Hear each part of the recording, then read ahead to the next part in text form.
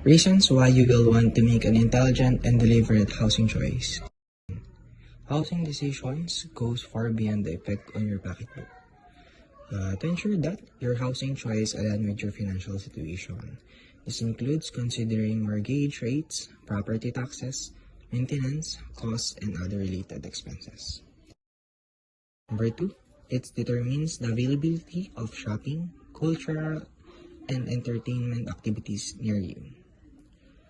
Evaluate the size and layout of the property to ensure it meets your current and future needs. Consider factors like the number of bedrooms, bathrooms, and overall living space. Assess the amenities within the property and surrounding community. This can include parks, schools, healthcare facilities, and recreational options. It also affects the amount of time you must spend commuting to work and school your children will attend. So that the neighborhood and location can significantly impact your lifestyle. Consider proximity to work, school, public transportation, shopping, and recreational areas. Determine the neighborhood which it may significantly influence your social contacts and friends your children make. Consider the environmental impact of your house choice. Energy efficient, features, and eco-friendly practices can contribute to a more sustainable and responsible living arrangement. Good day everyone, my name is General Barleta and I will discuss the consideration involved in renting. As practical matter, however, many people find they cannot afford a home and thus choose to rent. This is particularly true of young families who have not yet accumulated the financial resources to buy a home. First, what is rent? Rent is a set of amount of money paid to use a property that someone else owns. It's important to always have this amount specified in a legally binding lease. That way, your landlord can increase it without warning or approval. Next slide. Before deciding to rent, you should be aware of the obligation and rental agreement imposes on you. Rental agreement. This is a written contract that sets forth the rights and obligation of the landlord, the lessor, and the renter. Because the agreement legally binds you to fulfill this obligation, you should be clearly understand the provision of the contract before entering into it. Most of the lease agreements state the amount of rent, frequency, and timing of rental payments, deposit requirement, payment of expenses, any restriction, and other terms of the agreement. Yun lang po. Good day, I am Coronado Jubayalin and I am here to discuss to you what is rent and deposit. First, let us discuss what is rent. Rent is the lease agreement states the amount of rent due, the frequency of payment, and it is usually monthly, and the date the rent is due. For example, the first of the month. It may also require you to prepay the last month's rent. It is to protect the landlord in case you move before the agreement expires. Late payment penalties may also be stipulated. Overall, rent is a payment that is usually monthly for a unit or house we need to live. In rent,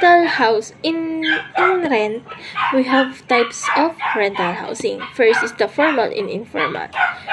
Basically, formal and informal. Formal has an agreement or documents with the tenants and the landlords, and it is also registered. And informal, it has no documents of agreement between the landlord and the tenants.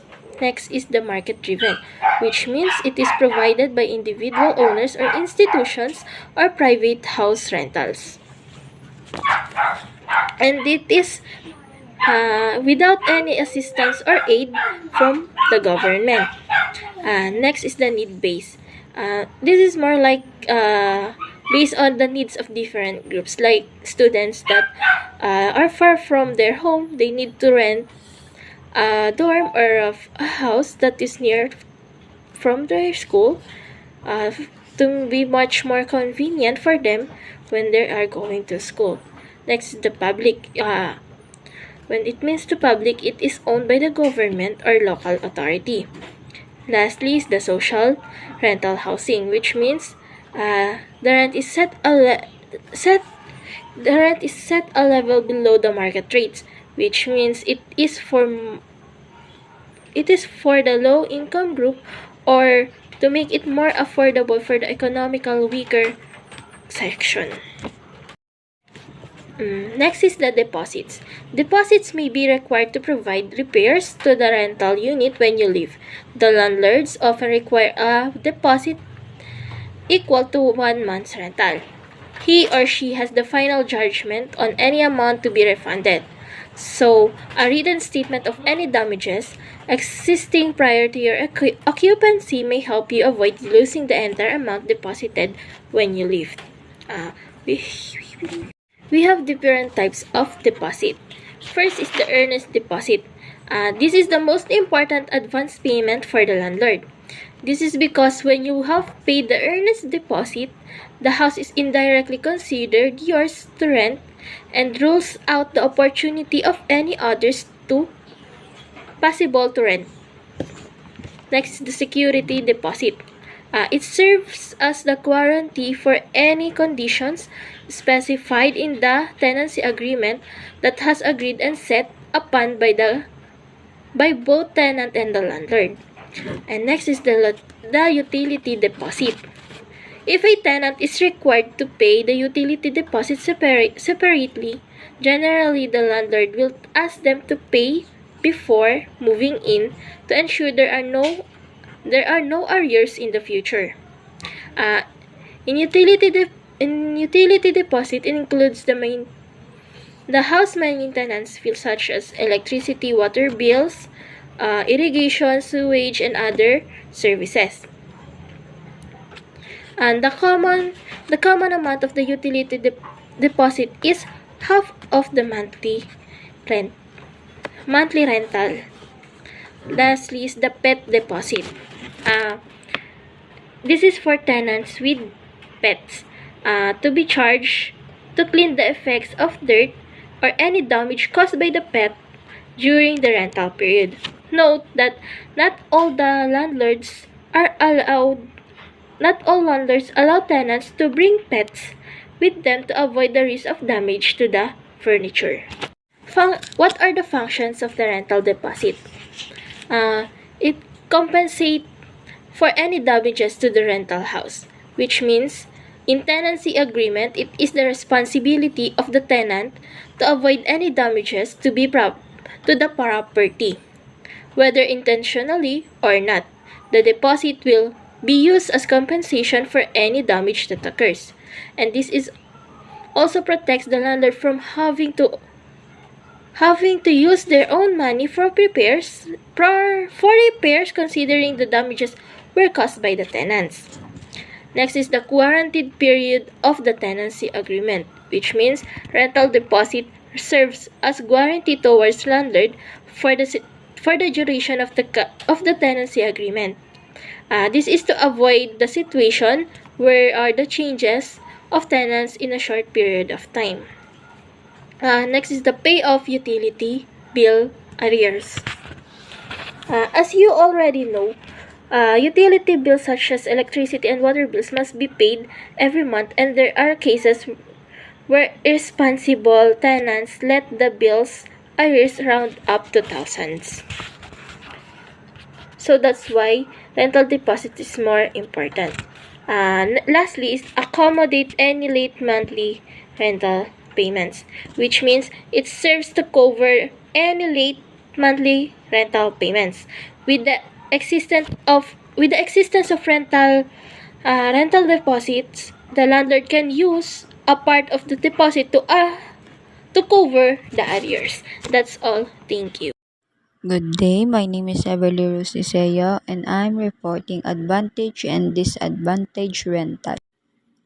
Families have historically needed to either build their own home or rent a home from someone else.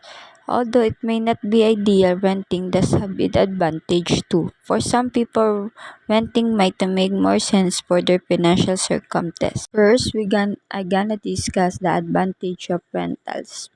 1. No maintenance costs or repair bills. One of the benefits of renting a home is that there are no maintenance costs or repair bills. This means that when you rent a property, your landlord assumes full responsibility for all maintenance, improvement, and repairs. If an appliance stops working or your roof starts to leak, you call the landlord, who is required to fix or replace it. Homeowners, on the other hand, are responsible for all home repair, maintenance, and renovation costs depending on the nature of the task and whether multiple jobs pop up in the same time. It can get quite pricey. 2. Access to amenities. Another financial benefit of renting is having access to amenities that would otherwise be an enormous expense. Luxuries such as the ground pool of fitness center come standard and many mid-scale to upscale apartment complexes with no additional charge to tenants. If a homeowner wanted to have access to these amenities, they would likely have to spend thousands of dollars for installation and maintenance. Condo owners are not exempt from this cost either. These expenses are rolled into their homeowners association fees, which are due on a monthly basis. Nor real estate taxes. One of the major benefits of renting versus owning is the renter don't have to pay property taxes. Real estate taxes can be hefty burden for homeowner and vary by county. Although property tax calculation can be complex, they are determined based on the estimated property value of the house and the amount of land which is built with new construction. Getting larger and larger property taxes can be a significant financial burden to homeowner. 4. No down payment. Another area where renters have a better financial deals in upfront costs. Renters generally have to pay a security deposit that is equal to 1 month rent, and that usually all this deposit is theoretically returned to them when they move out, provided they haven't damaged the rental property. More flexibility has the word live. Renter can live practically anywhere, while homeowners are restricted to areas where they can afford to buy. But it's entirely possible for renter, although rents can be high in areas where home values are also high. Renters are more apt to find an affordable monthly payment than home buyers. Few concerned about decreasing property value.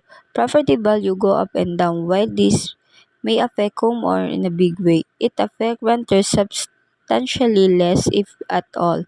Your home value can impact the amount of property taxes you can pay and the amount of your mortgage. It's a rocky housing market that may not be as adversely affected as homeowner. 7. Flexibility to downsize. Renters have the option to downsize to more affordable living spaces at the end of the lease. This kind of flexibility is especially important for retirees who want a less costly, smaller alternative that matches their budget. It's much more difficult to break free of expensive house because of this involved with buying and selling a home. Also, if a owner has invested significant amount many renovation, the selling price might not cover this cost, leaving the unable to afford self-move. Fixed rent amount. The amount you pay for rent is fixed for the span of lease agreement. While landlords can raise the rent with notice, you can budget more efficiently because you know the amount of rent you are required to pay. The same apply to homeowner with fixed rate mortgage, which also allow for efficient budgeting, but adjustable rate mortgage can fluctuate, often resulting in rising mortgage payment to the higher interest charges. Property taxes are another variable that increase costs for homeowner but don't affect renter. Lower insurance costs. While homeowner need to maintenance and homeowner insurance policy, the equivalent for renter is a renter insurance policy. This kind of policy is much cheaper and cover nearly everything owned, including furniture, computer, and valuables. 10. Lower utility costs. Although homes can vary in size, they are typically larger than rental apartments. As a result, they are more costly to heat and also can have higher electric bill. Rental property typically have more compact and efficient floor plan, making them more affordable to heat and power than many houses. And the second part is disadvantages of rental. Number one. Number one of disadvantages, can't build equity. Monthly rent might cost less than a mortgage, then again it might not. But what are those payments going towards? When you rent, there are no end in sight. In fact, your rent will probably increase each time you renew your lease, and that many helps pay for your landlord mortgage, community repairs that will be used an excuse to raise your rent even higher, and the upkeep amenities you might not even use. With mortgage payment, you're building equity. Equity is amount of your home you actually own, how much of your mortgage you paid off. So every payment not only get you closer to owning your home but also build equity. The equity can be leveraged when you refinance loan or sell your house down the line. Second one, can't build credit score. While your history of making rent payment on this time impressive, it doesn't contribute to your credit score unless you pay a fee to have it reported to credit bureaus. Paying off your mortgage, on the other hand, can help you build your credit as your credit score improves over the life of your loan. You can use that to get better terms on different mortgage type when the time is right to refinance. No tax benefits. Taxes can be confusing, but one simple truth about them is that owning your home makes you eligible for write-offs that renting doesn't. You might not qualify for all of them, but these are some of most common tax breaks for homeowners. Mortgage interest. You might consider interest rate the reason to avoid buying home, but you can actually deduct them when you file your taxes. You can find the full IRS explanation on how it works here. Discount points. Points are prepaid interest on your mortgage. When you take out your home loan, you have the option to purchase these points to get lower interest rate. 1 point equals 1% of your mortgage, and these points can be written up in itemized deduction when you file your taxes. Home office deduction. Deduction for home expenses only apply if you're self-employed and operating your business from home. If you're not self-employed but work from home, you can deduct the expenses from your taxes. Home improvement. This deduction only apply to medically necessary home improvement. Sorry, but renovating your attics because it's too creepy doesn't qualify. These include modification like installing ramps, widening doorways, and lowering counters for accessibility. Lack of stability. Another disadvantage of renting a house or apartment is the lack of stability. You're likely renewing your lease every 6 to 15 months with an increased rent each time. With mortgage, you'll be looking at terms from 10 to 30 years. If you choose fixed rate mortgage, you can rely on having the same monthly payments until your mortgage is paid off or your refinance for a new rate or and terms. Of control. If you're tired of pricey and yet policies, limited decor options, and all of other community guidelines that renting entails, it might be time to buy a house. You may still have to deal with an HOA, but you have a lot more freedom over decoration, landscaping, and your space in general. When you buy a house, you also get more control over the type of community you move to. Whether you're looking for friendly neighborhood, location with fun educational opportunities that fit your kids' need, or dog-friendly environment for the foreign member of your family. And that's all for today. Thank you. Good morning to everyone. I'm going to report selecting financing house. I'm Mark Angelo C-Bsba4b. First, selecting financing house. The specific needs and desire are the most important consideration in making a housing choice. You must clearly define and rank this consideration before you can make an intelligent housing decision. But a house is a much more than an investment. After defining your specific needs and desire, you should determine the particular house that should satisfy those considerations. For example, a financing house is a decision made by prospective buyer and purchase a shelter for him and his family.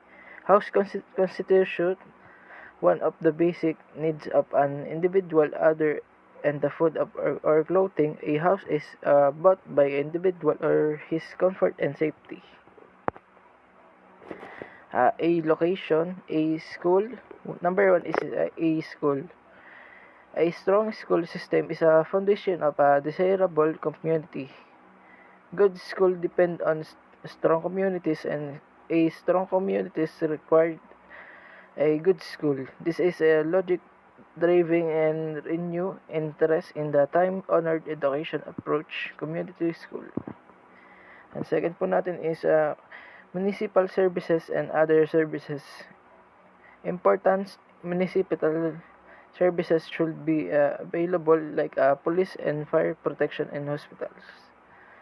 These essential services serve as a lifeblood of community upholding its functionality and ensuring the well-being of inhabitants.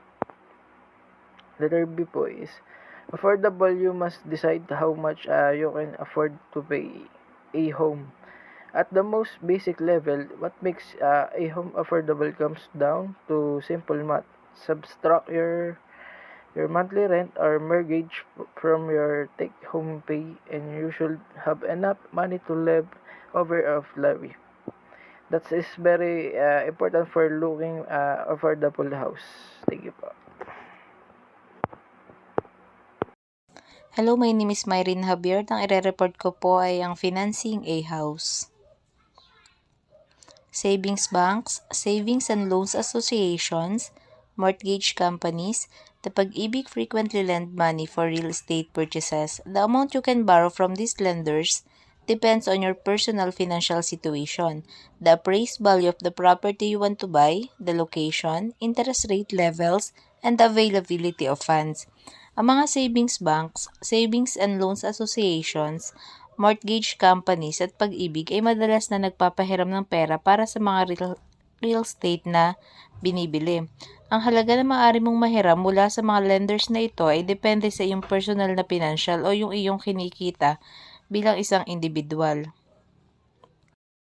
These are several kinds of expenditures that must be considered in buying a house.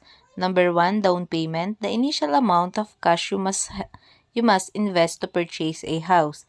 Ang una po ay ang down payment. Ito ay ang unang halaga na cash na kailangan mo i-invest para bumili ng isang bahay. Next is mortgage payment. It represents the regular interest payments on your loan and the systematic repayment of the principal on that loan. The amount of your monthly mortgage payments depends on three things: the amount of the loan, the maturity of the loan, and the interest rate. Ang number 2 po, ito po naman ay ang regular na mga bayarin sa interest ng iyong utang at ang systematic na pagbabayad ng principal sa utang na yon. Ang halaga ng iyong buwan ng mga bayad sa mortgage ay depende sa tatlong bagay. Una po ay ang halaga ng utang, kung magkano po ito, ang maturity ng utang at ang interest. Number 3 is homeowner's insurance. This safeguard your home from perils such as fire, typhoon, and other hail to all risk coverage. Ito naman pong homeowner's insurance, ito naman po yung maaaring makatulong sa atin o sa ating tahanan mula po sa mga panganib tulad po ng sunog, bagyo at iba pong mga disasters na maaaring dumating. Next po is yung number 4, property taxes. The taxes imposed on the appraised value of home, it may also be added to your monthly mortgage payment.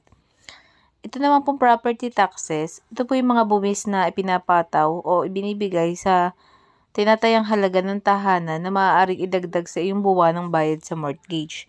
Number 5 is maintenance and operating expenses. There are some problems that may eventually occur like repairs, painting, and other unexpected expenses.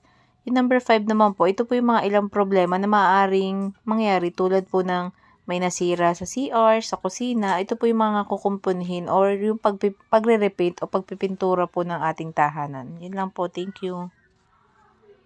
Hello everyone, I'm Giselme Articson. I'll be discussing about selling a house. People with careers are more financially appropriate in buying a house. Individuals who have stable and well-paying careers are usually in a better financial position to purchase a house. Buying a house is a significant financial commitment, and having a steady income can make it more feasible. For many people, buying a house is seen as an investment.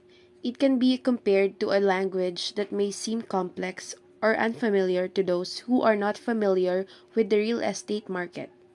Understanding the various aspects of buying a house, such as mortgage terms, property values, and legal processes, can require some learning and research. Buying a house and selling it in the future. When considering buying a house, it's essential to also think about the possibility of selling it in the future. The real estate market can fluctuate, and factors such as location, property condition, and market conditions can impact the value of a house.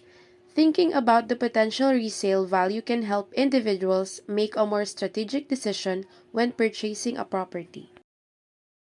Next, let's talk about the factors to be considered in selling a house. First is, you should research the selling prices of comparable homes in the neighborhood. When considering buying or selling a house, it is important to gather information about the prices at which similar properties in the same area have been sold. This information can help you determine a fair price when buying or selling a property. It allows you to understand the market trends, assess the value of the property you are interested in, and make informed decisions based on the current market conditions. Second is, determine fair prices and become acquainted with the numerous financing alternatives. Determining fair prices involves assessing the value of a property based on market conditions and comparable sales, while becoming acquainted with financing alternatives involves exploring different options for funding the purchase. Third, implement an advertising campaign.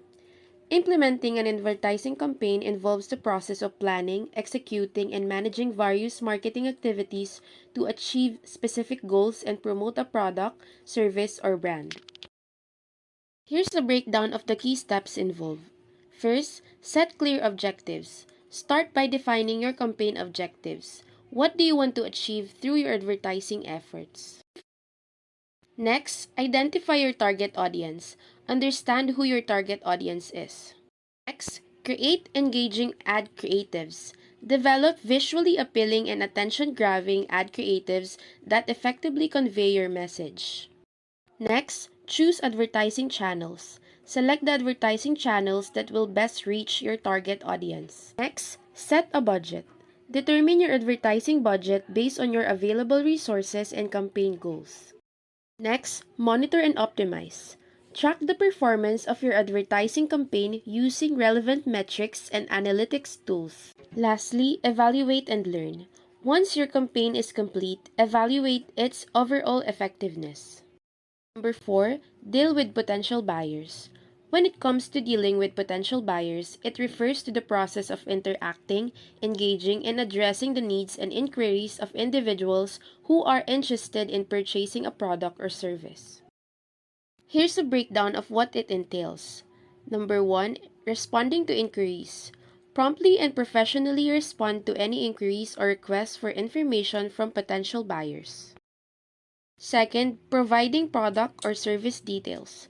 Share comprehensive and accurate information about the product or service being offered. Third, addressing concerns and objections. Listen attentively to potential buyers' concerns, questions, or objections. Fourth, demonstrating value. Highlight the value and unique selling points of the product or service. Next, building rapport and trust. Establish a positive and trustworthy relationship with potential buyers. Next, negotiating and closing the deal. If potential buyers express interest in making a purchase, be prepared to negotiate terms, pricing, or any other relevant factors. Lastly, providing post-sale support. After the purchase is made, continue to provide support and assistance to the buyer. 5. The skill and service of real estate agent will relieve oneself from the pressure in trying to sell the house. Real estate agents have knowledge and experience in the property market, including pricing, marketing, negotiation, and legal processes. By working with a real estate agent, homeowners can benefit in several ways. Number 1, pricing expertise. Real estate agents have access to market data and can help determine an optimal listing price for the house based on factors such as location, condition, and current market trends. Second, marketing strategies. Agents have the knowledge and resources to effectively market the property, reaching a wider audience of potential buyers through various channels including online listings, professional photography, open houses, and networking. Third, negotiation skills. Agents are skilled negotiators who can advocate for the homeowner's best interest, handle offers and counter offers, and strive to secure the best possible terms and price for the property. Fourth, legal and administrative support. Real estate transactions involve paperwork, contracts, and legal considerations. Agents can guide homeowners through these processes, ensuring compliance with regulations and protecting their interests. Last one, time and convenience. Selling a house can be time-consuming and demanding. By entrusting the process to a real estate agent, homeowners can focus on other priorities while the agent handles the details and logistics. That will be all. Thank you.